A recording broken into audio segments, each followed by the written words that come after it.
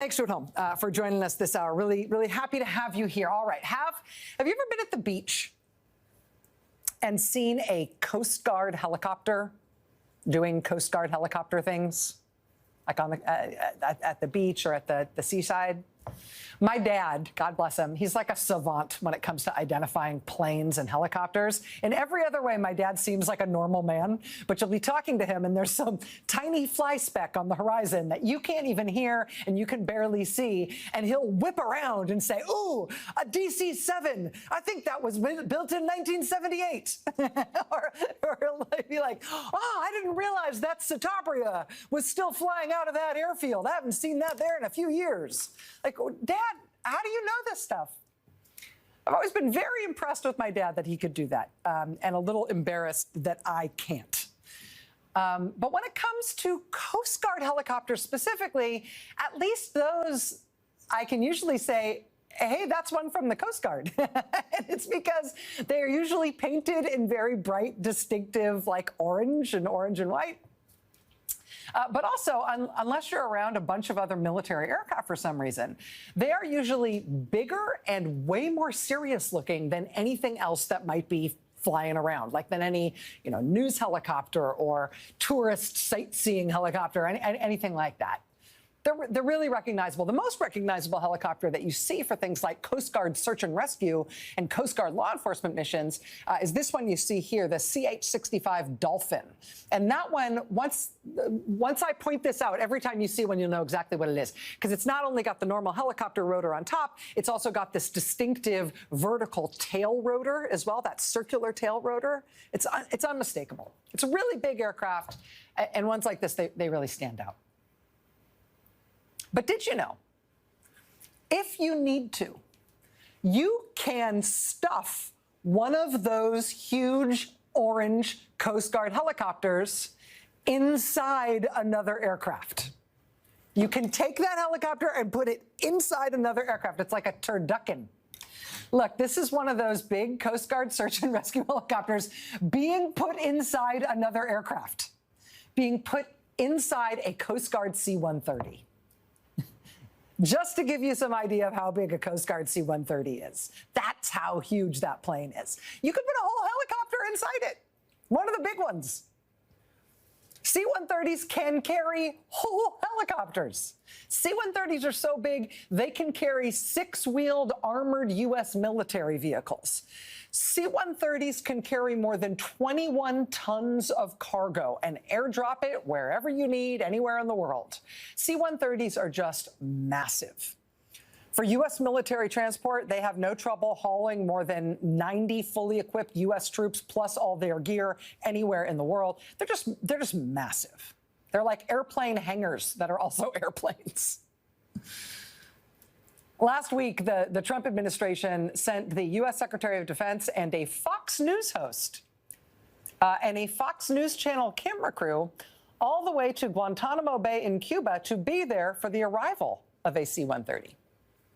To be there for the arrival of one of these C-130 military aircraft, one of these huge cargo planes landing at Guantanamo with very important cargo on board. They landed one of these huge military aircraft there, this one that can hold more than 20 tons of gear. It can carry multiple armored vehicles. It can carry whole helicopters in its belly. They landed one of these huge planes there, and out popped 9 guys.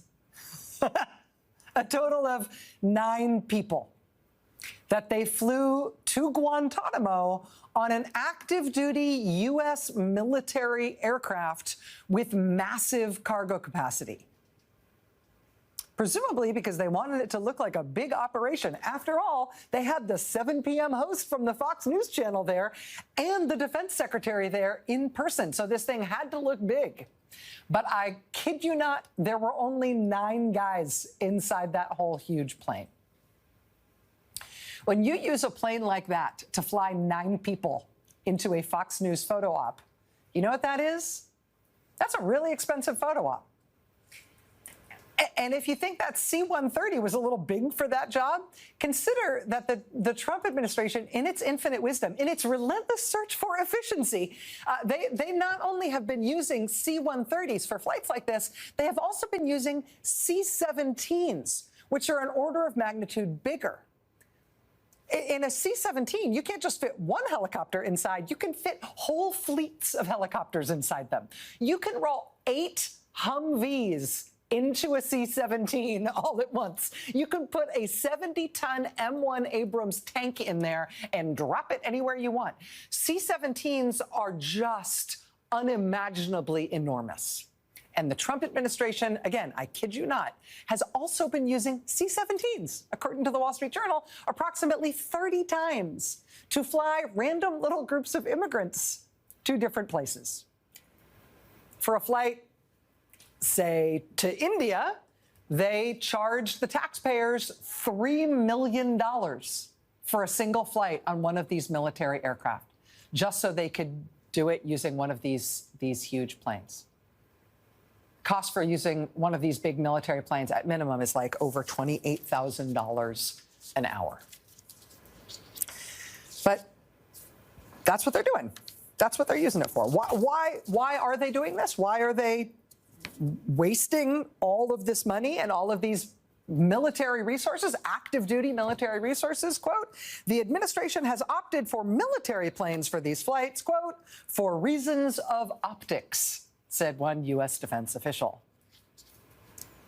Optics. Got to get the photo op right. Tell me more about all the waste, fraud, and abuse you're targeting by firing the people who contain Ebola outbreaks, while you're using C-17s and C-130s to fly. You used a C-130 to fly 9 guys to a Fox News photo op. You could have fit those guys in 2 Nissan Sentras with a seat left over.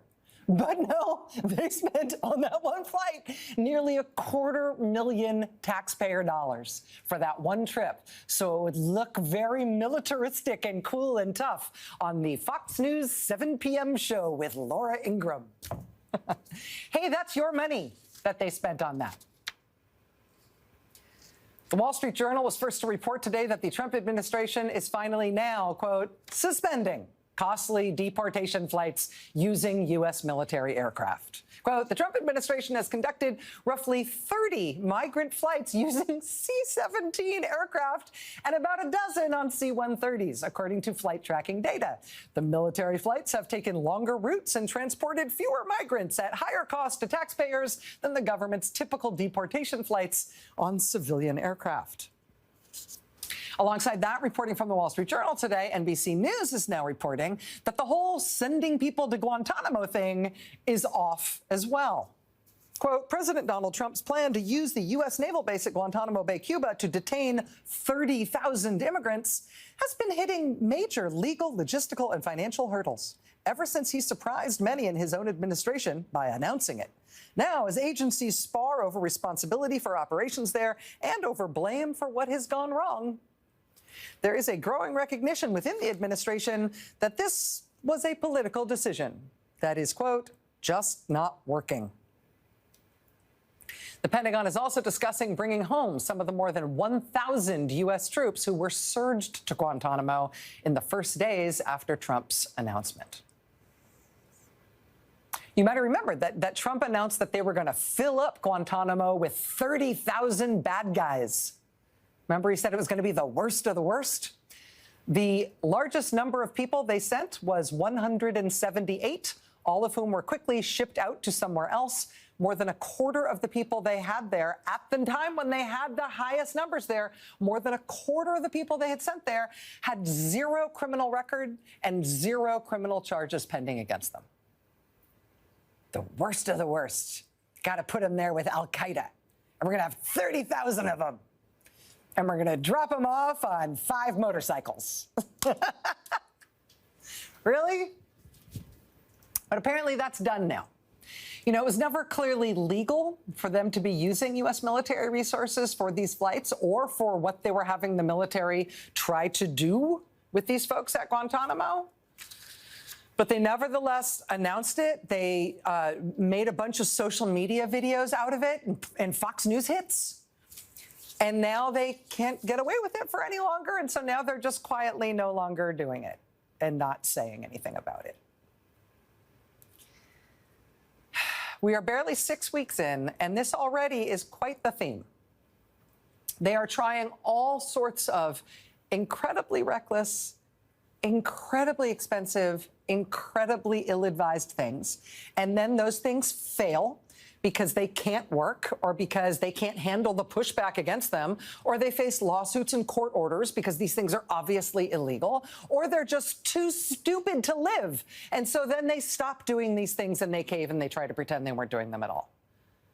We're only 6 weeks in, and we're already seeing this for military flights for deportations and sending immigrants to Guantanamo for some reason, right? Those things already appear to be over as of today. Also, this one today. Headline: Trump agency pulls 443 sites off market in real estate reversal. Real estate reversal? What? This is from Bloomberg News. Quote, at 2 p.m. Tuesday, so yesterday, the GSA posted a list of 443 properties it was considering for sale, an inventory that ranged from a toll booth in El Paso to the FDA's research campus in Silver Spring, Maryland.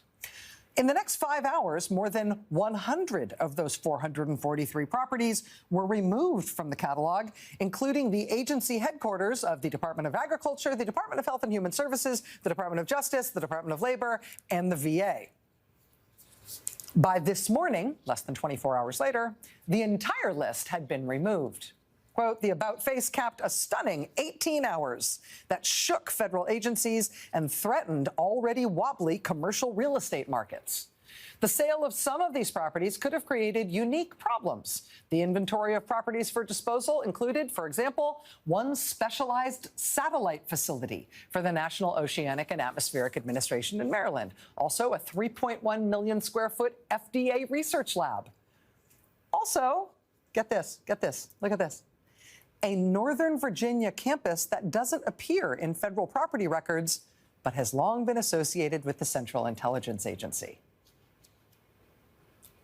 They tried to sell the CIA. The president had his top campaign donor try to sell the CIA. And the headquarters building of the Department of Justice, and the headquarters of the VA, and the specialist satellite facilities without which we cannot have, I don't know, weather forecasts. They tried that yesterday, and then, oops, oh, pushback. Who could have expected? And so then today, less than 24 hours later, they took it all back. They took them all down. Trump tried to fire the chief of the Merit Systems Protection Board. A court ordered her reinstated. Today, that Merit Systems Protection Board ordered the reinstatement of more than 5,000 people who work for the USDA, for the U.S. Department of Agriculture. 5,000 people who were illegally mass fired by Trump.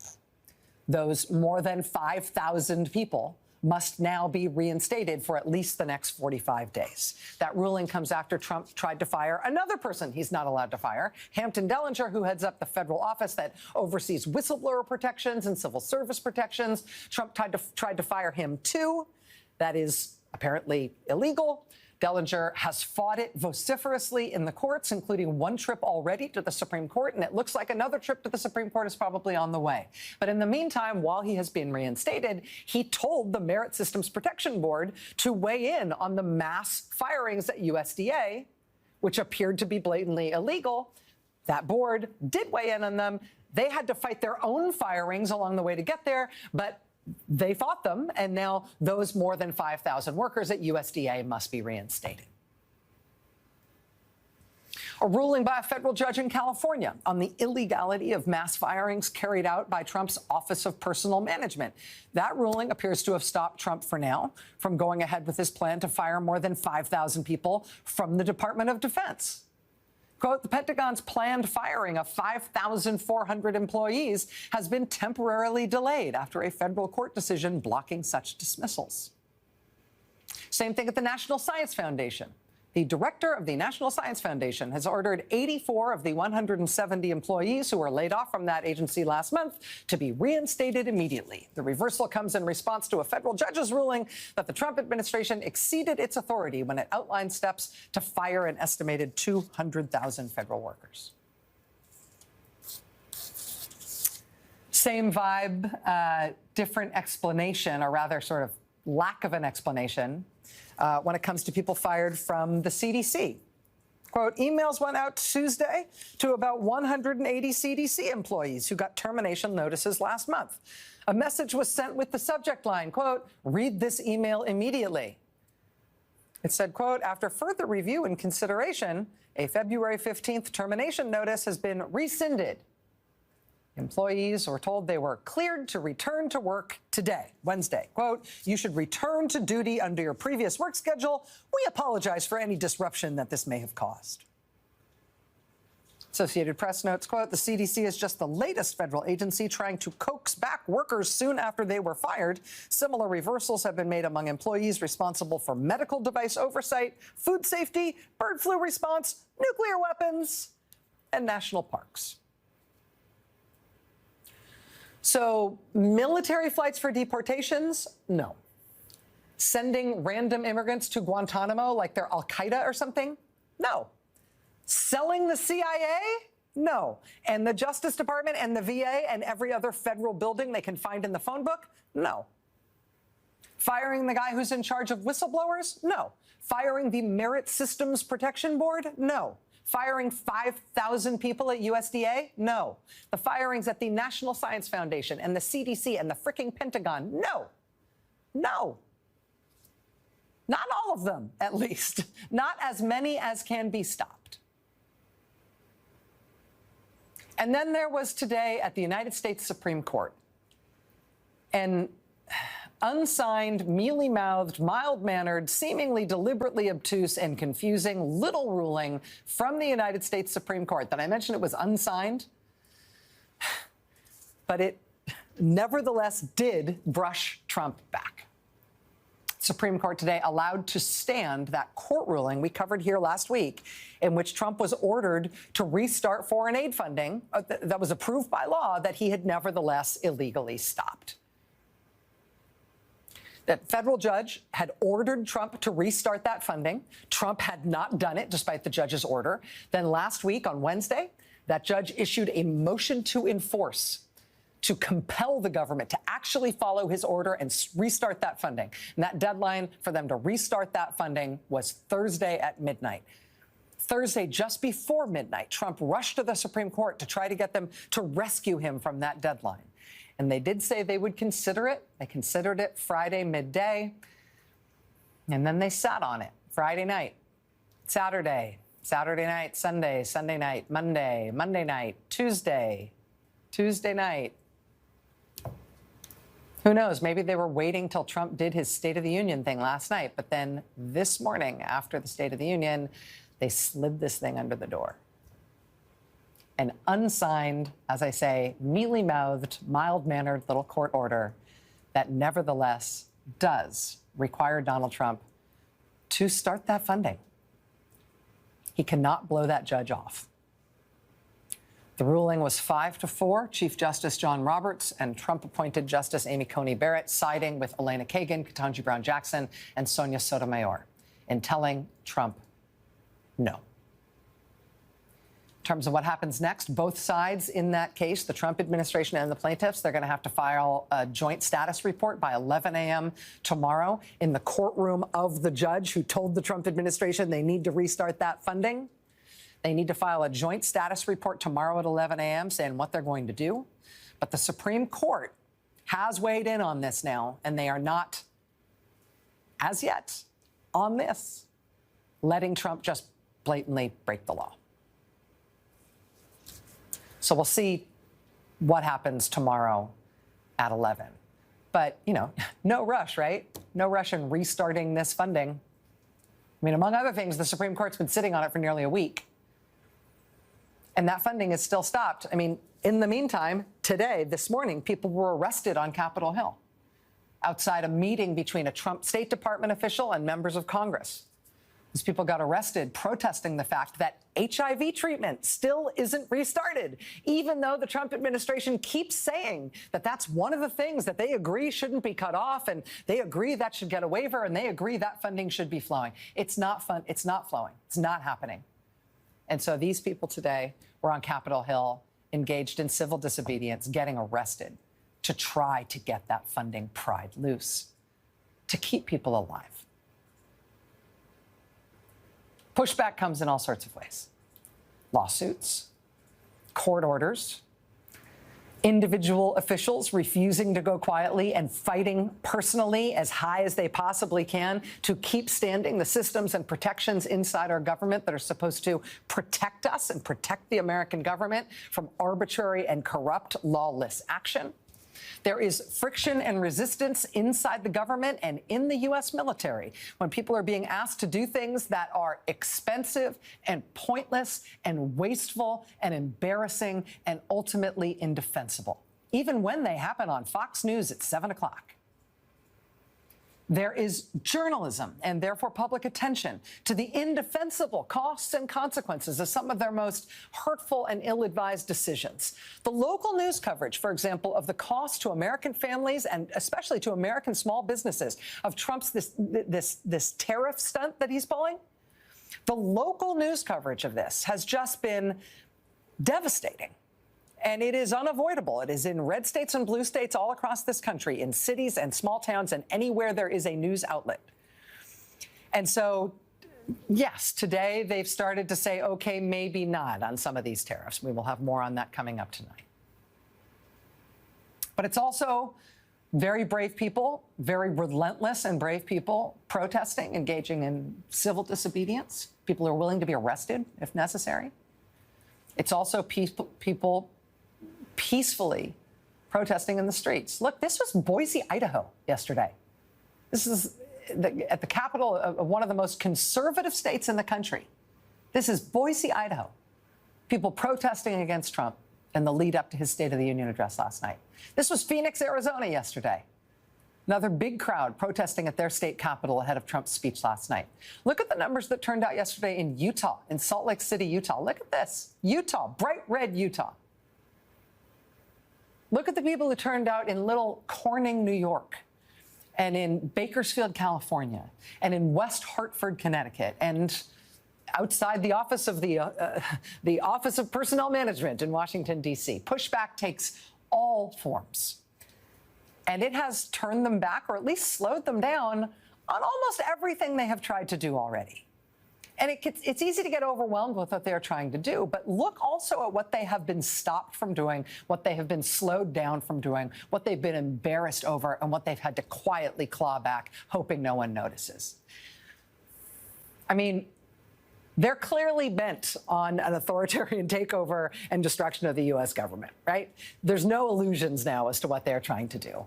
They know they need to go fast if they are going to go far.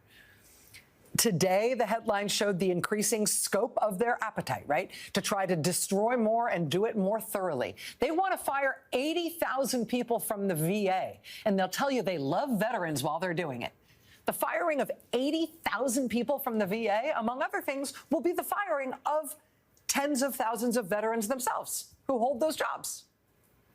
But they're going to try it, see how much of that they can get away with. They said today they want to fire 40,000 plus people from the IRS. Because what better way to grind a country into dust than to eliminate the means by which it collects funds so it can continue to operate? If last night's State of the Union and the latest pronouncements from the president's top campaign donor are anything to go by, it would seem that they're about to come next for Social Security. So the VA, the IRS, Social Security. And then tonight there's this. Reopening the immigration prison where they locked up all the little kids. Quote, the Trump administration is reopening a sprawling detention center in South Texas for migrant families facing deportation, resuming the practice of detaining children 4 years after the Biden administration ended it. Everywhere they go, everything they have tried to do, they are running up against opposition and annoyance. They are running up against their own stupidity. They are running up against their own ignorance. They are running up against the law. They are running up against journalists figuring out what they are doing. They are running up against the revelation that the American people really dislike what they are doing, and people are willing to let that be known. They are running up against constituents, even Republican constituents, people who live in bright red districts and states, telling their members of Congress and their senators how much they dislike what Trump is doing.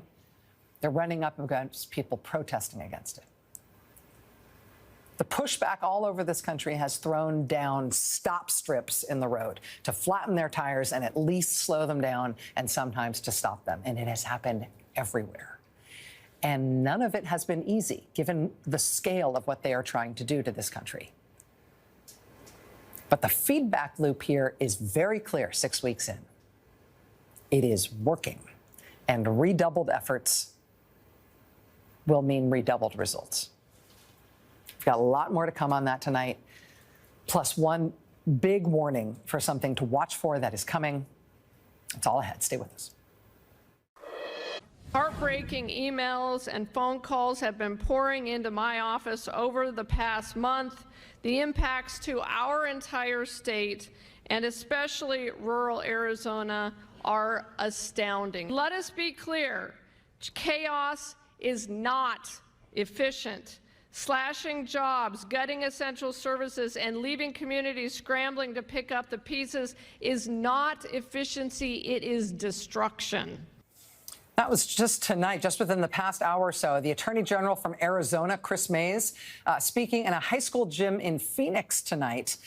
She was speaking at what's being billed as the first of a series of community impact town halls that are being held by Chris Mays and by Democratic state attorneys general from other states. They're going to be these town halls all over the country on the impact of the mass firings in the federal government and Trump's other attempts to dismantle the U.S. government. Again, Democratic state attorneys general holding these town halls. The first one tonight in Phoenix. It's ongoing right now. Also tonight, the leader of the Democrats in the House, Hakeem Jeffries, is holding what they're calling a national update and call to action after Trump's speech to Congress last night. That's happening right now as we speak online. Hakeem Jeffries and a number of other Democrats, including the newly elected chair of the Democratic Party. On Planet Republican, things are a little different. Yesterday, Republican members of Congress were told explicitly by their leadership that they should stop having town halls with their constituents. Stop meeting with the people who voted for you. This isn't a good time. Democrats are getting no such advice, quite the opposite, and Democrats have been holding huge town halls. For example, look at this. This is Oregon this weekend. More than 1,000 people showed up for a town hall in Gresham, Oregon, hosted by Congresswoman Maxine Dexter, a Democrat. There were so many people who turned up for her town hall. They had to pull out extra bleachers. There were people sitting on the gym floor because they still couldn't get into the bleachers. A lot of people were there just to cheer her on. A lot of people were there to also ask her to do more to oppose the Trump administration. One voter at the event told Oregon Public Broadcasting, quote, "I've been calling and messaging her office every day for the past month, asking her to take more drastic action than she is. I think we're running out of road right now." For that huge town hall for Congresswoman Dexter and her constituents, that was Saturday. Last night, Congresswoman Dexter was back across the country at President Trump's speech to Congress. She was among several Democrats who left the House chamber during President Trump's speech. And I will tell you, I screwed up and twice described Congresswoman Dexter as being from Maryland. It's because I had written in my handwritten notes to self, Congresswoman Dexter, MD, to remind myself that she's a doctor. And in the moment, because my brain is the size and texture of a teaspoon of split pea soup at this point in my career, I read MD as Maryland, not she's a doctor from Oregon. Congresswoman Dexter on the left here walked out of President Trump's speech last night, along with her fellow Oregon Congresswoman Andrea Salinas. Joining us now is Democratic Congresswoman Dr. Maxine Dexter from the great state of Oregon. Congresswoman Dexter, I am very sorry for saying you were from Maryland last night, and I did it twice. I apologize deeply. Oh, no offense taken at all. I was delighted to hear you said my name. And thanks so much for having me, Rachel. Well, I'd had you on the brain anyway because I had looked at that footage from the huge town hall that you had in your district this weekend on Saturday. It's one of the biggest ones that I've seen anywhere in the country. Seeing that high school gym or middle school gym, that school gym fill up like that with your constituents, and seeing some of the tape from there, seeing the energy, it was, to me, it was very moving. I just have to ask you what you made of that and whether that was what you expected. I didn't know what to expect. It was my first solo town hall. I'd had a couple with Senator Merkley, but I didn't know if anyone was going to show up. I was hoping. But Rachel, I too was moved. There was one point in particular where it was a groundswell of emotion and people trying to convey to me their concerns and their fears and their desire for me to do something. And that is what I mentally took a note of and said, I've got to take that with me back to Washington next week. When your constituents are bringing that frustration and that sense of urgency and desperation to you, are people articulating what it is they want you to do, or if there is some idea of scalable action or more effective action or more dramatic action that they think is within reach that they want to see you do, or is it more an inchoate sense that something must be done, but I don't know what it is? Yeah, our democracy is sick. My voters understand that. Our constituents across the country, you just showed footage, clearly understand that. And I am a critical care physician, and my job for 20 years has been to look at a patient and say sick or not sick. This is a democracy that is sick, and certainly what you don't do when someone's sick is sit back and say, they might get better, they might get worse, let's see. You intervene, you take action, you do something. So it resonates profoundly with me, what my voters are saying right now, and what we do here in Congress, or what we all should be doing in Congress, is representing our people. As Nancy Pelosi says, our job title and job description are one and the same, representative. You represent a district that voted for you, a blue district. Right next door is a red district. The part of Oregon that you're in is a patchwork in terms of its ideological makeup. And the relative levels of passion among its citizens about various things. I have to ask if there's anything that's happening that might be surprising to you at all, or sort of coming down in non-predictable partisan ways, as we're starting to see some of the impact of these big cuts to federal workers and big cuts to government programs. Is it coming down in a way that couldn't necessarily have been predicted in advance in terms of the impact in different types of districts? Yeah, you know, as you said, I've got a very blue district. It's a D+22, so that means, you know, I have the preponderance of my district is going to be Democrat. And they are very clear with me at this point. They don't want us to work with Republicans who are undermining our democracy. And that was actually in this town hall. One of the areas where I got the most pushback from my constituents was when I was talking about we've got to work on these issues together, and there's good people in Congress who really want to do the right thing. I think we've lost trust. They are feeling so scared and so threatened, and really, it's a great betrayal. People voted for Donald Trump because they thought he was going to be the working Americans' champion. And he's turned out to be quite the opposite. He's firing them left and right. Congresswoman Maxine Dexter of Oregon, thank you for joining us tonight. And stay in touch. Seeing that huge turnout in your district last night, you're saying it's the first in-person single solo town hall you've ever done, is